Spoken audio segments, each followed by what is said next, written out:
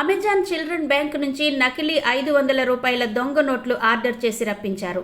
అమాయకులను మోసం చేసి లక్షల రూపాయలు గుంజుకుంటున్నారు.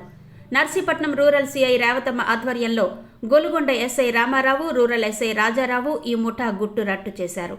ఇందుకు సంబంధించిన వివరాలను గురువారం సాయంత్రం నర్సీపట్నం రూరల్ పోలీస్ స్టేషన్లో ఏర్పాటు చేసిన సమావేశంలో సిఐ రేవతమ్మ వెల్లడించారు. నర్సీపట్నం సమీపంలోని నెల్లిమట్ట జంక్షన్ నుంచి బుచ్చింపేట వెళ్లే మార్గంలో పోలీసులు దాడులు నిర్వహిస్తున్నారు. ఈ దాడిలో సుజుకి సెలేరియా కారు వద్ద 5 వ్యక్తులు అనుమానాస్పదంగా కనిపించారు.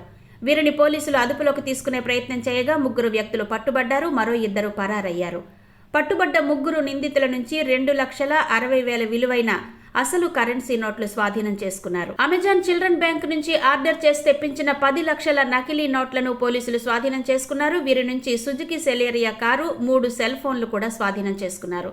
విజయనగరంకి చెందిన నిమ్మల మనోహర్, తమ్మినేని సుమంత్ కుమార్, నిమ్మల మన్మథ అనే 3ని అరెస్టు చేశామని రూరల్ సిఐ రేవతమ్మ విలేకరుల సమావేశంలో తెలియజేశారు.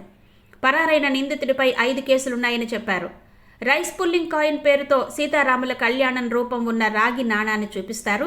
తెల్ల బియ్యంపై పెడితే నల్ల రంగులోకి మారిపోయి ప్రపంచంలోనే అరుదైన అతి విలువైన ఇరీడియంగా మారుతుందని, ఈ కాయిన్లో ఎన్నో మహిమలున్నాయని, ఈ కాయిన్ మీ వద్ద ఉంటే కుబేరులవుతారని చెబుతారు.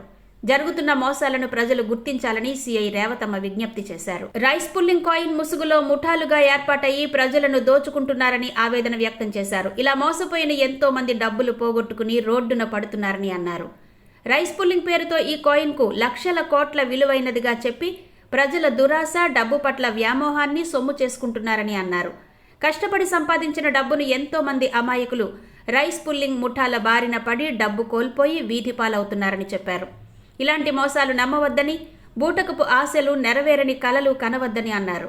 కాయిన్ల పేరుతో ఎవరైనా మీ వద్దకు వచ్చినట్టయితే అనకాపల్లి జిల్లా పోలీసు ఎమర్జెన్సీ నంబర్లు 112 100 1903 ఫోన్లకు సమాచారం ఇవ్వాలని సిఐ రేవతమ్మ విజ్ఞప్తి చేశారు.